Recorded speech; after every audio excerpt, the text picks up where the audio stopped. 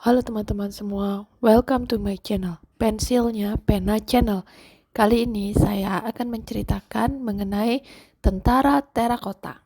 Mungkin teman-teman merasa asing ya dengan kata-kata tentara terakota.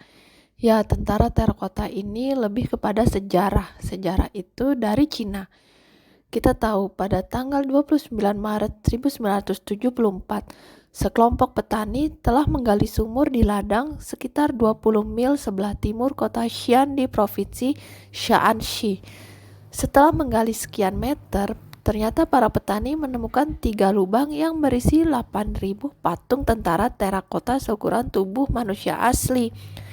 Ya, banyak juga sudah tentara terakota ini yang diwujudkan dalam bentuk film ya. Mungkin kita sering lihat beberapa di televisi. Ada juga kereta, kavaleri, tentara lapis baja, dan senjata panah yang ditemukan. Ada perwira tinggi, termasuk 9 jenderal yang ditemukan sejauh ini di salah satu lubang. Lubang itu tampak benar-benar berfungsi sebagai pos komando tentara dan berisi penjaga kehormatan beserta tentara kuda untuk komandan pasukan. Lubang-lubang itu terletak kurang dari 1 mil ke timur laut dari sebuah makam berbentuk piramida yang dibangun untuk Kaisar pertama Cina, Qin Shi Huang, yang berkuasa di antara tahun 259 hingga 210 sebelum Masehi. Menurut Pusat Warisan Dunia UNESCO, para arkeolog menduga bahwa makam itu mungkin berisi seluruh replika kota Xi'an di zamannya, yang dijaga ketat oleh para tentara terakota dan untuk melayani Kaisar Qin Shi Huang di akhirat. Jika diamati lebih dekat, yang melihat bahwa benda itu adalah tanah liat, bukan tulang. Petani kemudian memberitahu otoritas setempat dan selama bulan-bulan berikutnya, para arkeolog Tiongkok membuat penemuan yang mencengangkan. Di bawah kebun buah-buahan yang terdapat pasukan buatan manusia, menurut Marcos Martinos Torres dari National Geographic. Itu adalah ribuan tentara terakota seukuran manusia dan ratusan patung kuda bersama dengan kereta perunggu dan senjata. Patung-patung itu digali kurang dari 1,6 km di sebelah timur tempat peristirahatan terakhir Kaisar Qin Shi Huang. Qin Shi Huang sendiri adalah kaisar pertama Tiongkok dan salah satu tokoh terpenting dalam sejarah. Kompleks ini menurut UNESCO merupakan kompleks penguburan terbesar di dunia dengan luas lebih dari 16.300 meter persegi. 4 lubang telah digali. Lubang pertama berisi infanteri, kedua berisi pemanah, kereta infanteri dan kavaleri, dan mungkin merupakan perkemahan. Lubang ketiga letaknya jauh lebih kecil, berisi pejabat tinggi, dan lubang keempat kosong. Ada yang mengira kaisar meninggal sebelum makamnya selesai. Hingga saat ini telah ditemukan 2.000 prajurit lebih, tetapi hanya sebagian kecil dari tentara. Jumlah total yang diyakini adalah sekitar 8.000 prajurit terakota. Rincian para tentara terakota sendiri begitu rumit dan tampak individual, sehingga telah dihipotesiskan bahwa mereka didasarkan pada tentara nyata yang bertugas di pasukan pertahanan Kaisar Qin Shi Huang. Setiap patung tentara terakota memiliki gaya rambut dan fitur yang unik. Beberapa memiliki jambul sementara yang lain memiliki janggut. Hanya beberapa yang memiliki topi dan tunik longgar, sementara yang lain memiliki rompi lapis baja dan rambut dikepang. Dan bentuk ekspresi serta postur tubuhnya berbeda. Setiap tentara terakota memuat cap nama mandor yang bertanggung jawab atas penciptaan patung tersebut, sehingga kesalahan dapat dilacak. Sosok terakota non-militer juga ditemukan di lubang yang lainnya. Seperti tentara terakota, mereka dimaksudkan untuk melayani Qin Shi Huang di akhirat. Para tokoh terakota non-militer diantaranya pegawai negeri sipil terakota, dilengkapi dengan tablet bambu untuk menulis. Bahkan ada sekelompok akrobat terakota yang dimaksudkan untuk hiburannya di akhirat. Menurut arkeolog Duan Qingbo, menurut mereka bahwa akrobat akan tampil dan berspekulasi bukan asli Cina Tengah, tapi mungkin berasal dari selatan daerah Burma.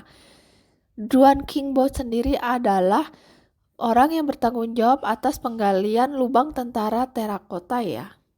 Selama penggalian lubang yang berisi tentara terakota, arkeolog telah menemukan sekitar 40.000 senjata perunggu, termasuk kapak perang, busur panah, mata panah, hingga tombak. Meskipun saat itu sudah lebih dari 2000 tahun, senjata tentara terakota masih terpelihara dengan baik. Hal itu berkat pelapisan pelindung krom, teknik yang tampaknya lebih modern digunakan di Jerman di tahun 1937 dan Amerika Serikat di tahun 1950. Hal itulah yang mengungkapkan kecanggihan metalurgi Cina kuno. Nah, selain itu, mungkin teman-teman masih bertanya, siapa itu Qin Shi Huang? Dia lahir dengan nama Zhao Zeng di tahun 259 sebelum Masehi. Qin Shi Huang sendiri menjadi raja provinsi Qing di usianya yang ke-13. Pada 221 sebelum Masehi, dia telah menaklukkan beberapa provinsi lain dan memproklamasikan dirinya sebagai Qin Shi Huangdi atau Kaisar Qing pertama. Pemerintahannya yang singkat ditandai dengan kemajuan besar dalam memusatkan kekuasaan serta tindakan tirani.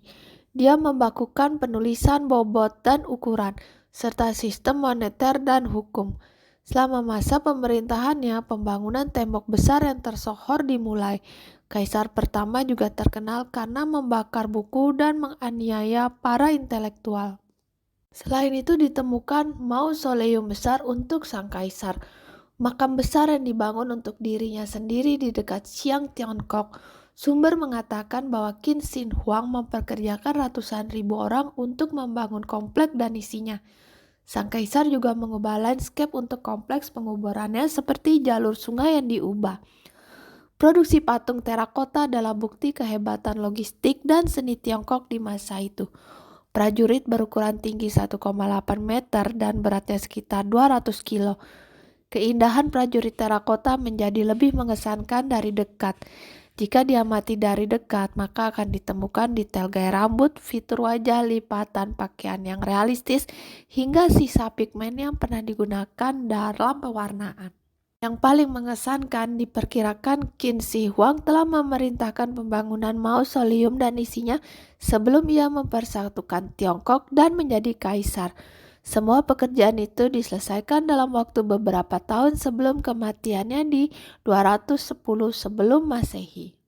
Qin Shi Huang itu sendiri menganggap dirinya sebagai penguasa wilayah yang sangat luas dan seorang raja yang dapat menyatukan dunia roh. Makam besarnya adalah bukti pencarian keabadian, di mana monumen besar ini akan mengingatkan generasi mendatang akan kebesarannya. Arkeolog belum menggali gundukan pemakaman kaisar itu sendiri. Untuk membuatnya, para pekerja menggali hingga kedalaman 30 meter, kemudian membangun sebuah kuburan sebelum menutupinya dengan gundukan berbentuk piramida yang tingginya lebih dari 50 meter. Dan banyak spekulasi mengenai apa yang mungkin ada di dalamnya. Sejarawan Tiongkok dari abad kedua sebelum Masehi, Sima Qian, telah mencatat bahwa jenazah kaisar mungkin dilindungi oleh sungai Merkuri dan perangkap untuk menghentikan penyusup. Desain mausoleum dan bahan yang digunakan menunjukkan keinginannya untuk mengelilingi dirinya dengan apa yang dibutuhkan di akhiratnya. Bangunannya dimaksudkan untuk memperkuat kekuatan saat masih hidup.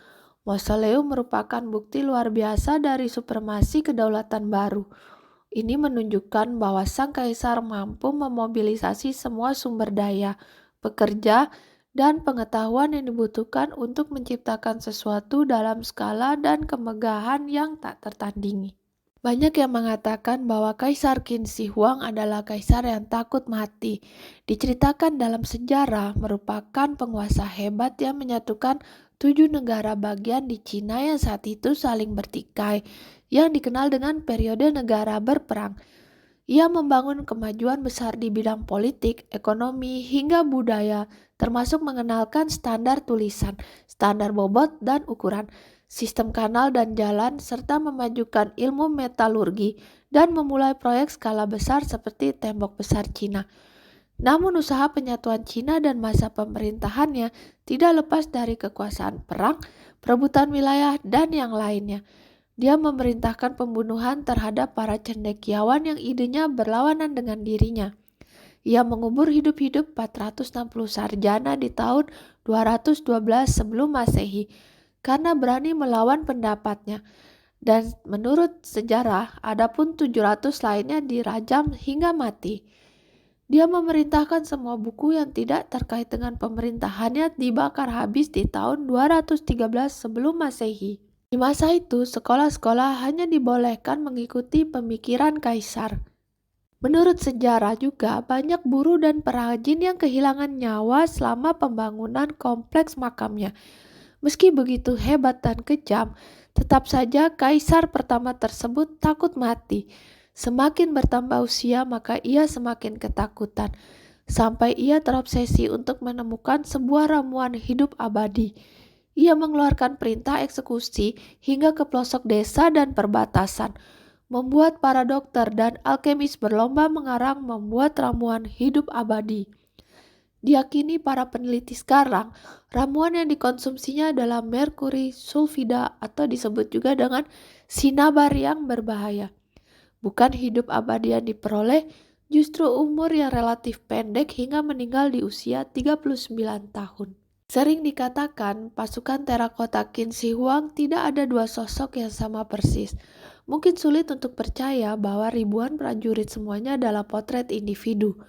Namun itu menunjukkan bahwa upaya besar dilakukan untuk memberikan fitur unik pada setiap patung. Sosok ini tidak diciptakan untuk mata orang yang hidup.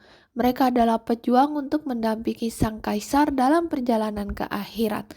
Setelah menempatkan prajurit dalam formasi, lorong ini ditutup dengan balok kayu besar, ditutup dengan tikar bulu, dan dikubur di bawah bertonton tanah. Terlepas dari keinginan Qin Shi untuk hidup abadi, kompleks monumental itu menghadapi bahaya sejak awal. Tak lama sejak kematian kaisar, dinasti Qin runtuh, digantikan oleh Han. Dalam kekacauan peralihan, terdapat bukti bahwa lubang tersebut rusak akibat banjir dan kebakaran. Kaisar Qin Shi Huang mencari keabadian selama 10 tahun terakhir hidupnya. Namun alih-alih berumur panjang, tapi dia malah meninggal dengan merkuri seperti yang disebutkan tadi. Demikian cerita mengenai pengetahuan terakota. Semoga dapat menambah pengetahuan teman-teman ya. Sampai berjumpa lagi di cerita pengetahuan berikutnya. Jangan lupa like and subscribe. Terima kasih.